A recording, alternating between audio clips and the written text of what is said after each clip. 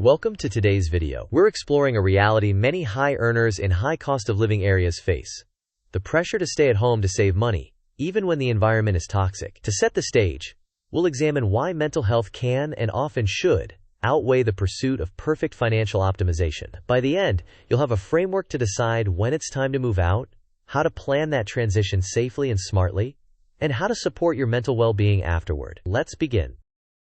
First, we will outline the key trade-off between mental health and financial optimization.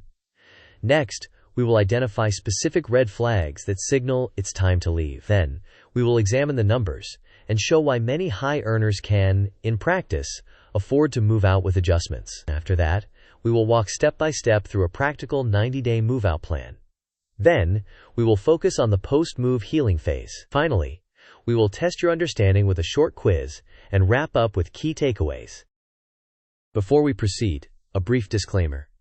This video is for educational purposes only and is not legal, medical, or financial advice. If you are in immediate danger or experiencing any form of abuse, please prioritize your safety and contact local emergency services or a crisis resource in your area. For mental health or financial planning, please seek support from licensed professionals. With that said, let's continue.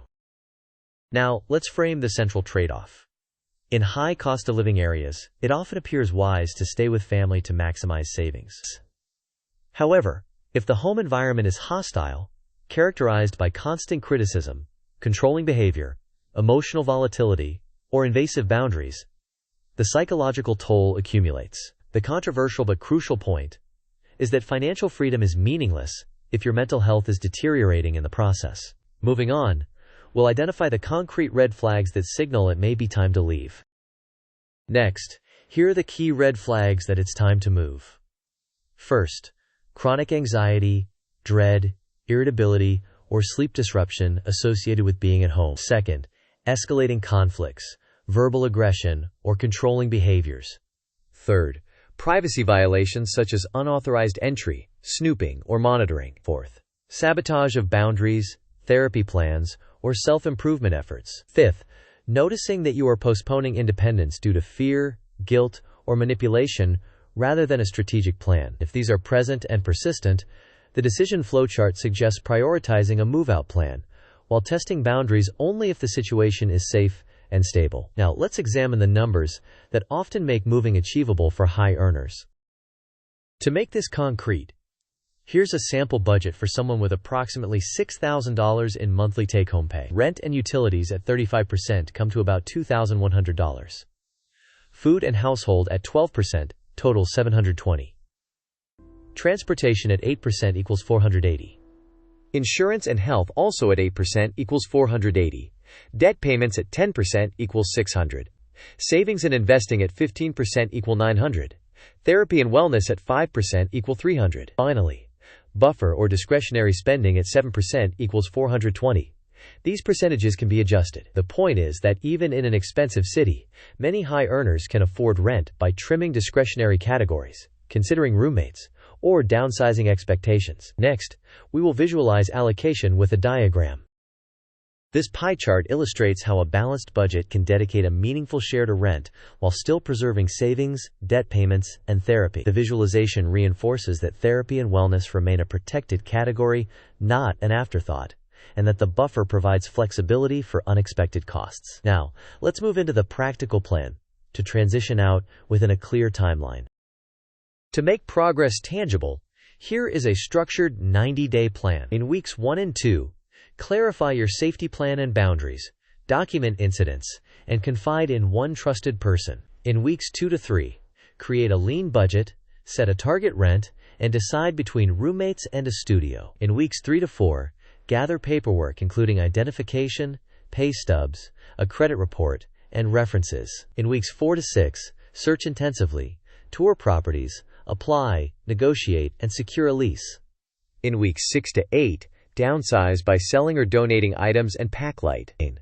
In weeks 7 to 9, set up utilities, renter's insurance, and internet, and change your addresses. In weeks 8 to 10, complete the move, perform a walkthrough with a checklist, and photograph the unit's condition. In weeks 10 to 12, establish new routines, book therapy sessions, and set clear boundaries with family. Next, we will visualize this plan as a simple timeline.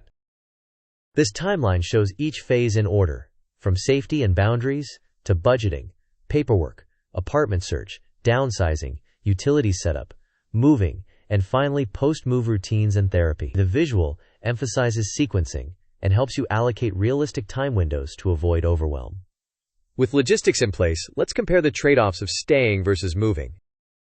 On the left, staying at home offers lower rent and possibly shared utilities or convenience, but often includes ongoing stress, boundary violations, and reduced productivity. There are also hidden costs, health impacts, delayed healing, and lost opportunities. On the right, moving out delivers safety, privacy, autonomy, and improved sleep and productivity. While costs may be higher and space smaller, the long-term gains in emotional stability and career growth can outweigh the short-term sacrifices. Next, we will map out the mental health supports to put in place after moving. After moving, prioritize building a support system. Book therapy or counseling as soon as possible. Join a support group or community circle to reduce isolation. Establish basic routines for sleep, exercise, regular meals, and journaling. Practice communication boundaries, and consider limited contact if interactions remain unhealthy. Track your mood, sleep, and triggers weekly to gauge progress and intervene early if patterns worsen. Before we test your understanding, let's include a concise markdown checklist you can screenshot. Here is a markdown checklist you can copy or screenshot. It covers essentials, apartment search, logistics, and post-move health. Use it to stay organized and reduce decision fatigue. Now, let's test your understanding with a quick quiz. Quiz time. The question is, for a high earner in a hostile home, what should take priority? Option A. Maximize savings before moving. Option B. Wait until a specific net worth milestone. Option C. Protect mental health by planning a move and adjusting the budget. Option D. Ignore the situation and hope it improves. You may pause the video now to think about the answer. We will discuss the answer in the next section of the video. The correct answer is, protect mental health by planning a move and adjusting the budget. Mental health is foundational. Short-term financial compromises such as taking on roommates, choosing a smaller apartment, or trimming discretionary spending are investments that enable long-term stability, health, and productivity. Next, one more quick question. Second question. Which categories should generally remain protected in your budget after moving? Option A. Therapy and wellness. Option B. Buffer or fun. Option C. Streaming subscriptions. Option D. Commuter upgrades. You may pause the video now to think about the answer. We will discuss the answer in the next section of the video. The correct answer is therapy and wellness. Therapy is part of the foundation for recovery, not a luxury to cut. By keeping it funded, you accelerate healing and reinforce healthier patterns. Now let's capture the key points from the entire video. Here are the key points. First, prioritize mental health, because financial freedom is hollow if mental health is collapsing. Second, watch for red flags such as hostility, privacy violations, disrupted sleep, and sabotage. Third, understand that most high earners can afford to move with reasonable adjustments, like roommates, smaller spaces, and trimmed discretionary spending. Fourth, use a structured 90-day plan to move efficiently. Fifth, commit to healing afterward through therapy, consistent routines, boundaries, and community support. To conclude, let's summarize and close out. In summary, your independence timeline should be driven by when the environment becomes harmful, not by arbitrary financial milestones. Short-term financial sacrifices can be essential investments in long-term well-being and career growth. Move first for safety and sanity, then rebuild through therapy, routines, and community support. Finally, a quick note on the decision flow diagram to reinforce the mental health first approach. This decision flow reiterates the core logic. Evaluate the hostility of the environment and the trajectory of your mental health. If the environment is hostile and your mental health is worsening, prioritize building a budget, executing a 90-day plan, securing a lease, moving, and beginning therapy and supports. If not, set boundaries, test them, and reassess in 30 days. This ensures action is guided by mental health outcomes rather than purely financial targets. As we close, I have one request. Thank you for watching. If this video helped you, please like, share it with someone who needs it, and subscribe for more content. I'd love to hear your biggest takeaway in the comments. and what topics you want next. Take good care and prioritize your well-being.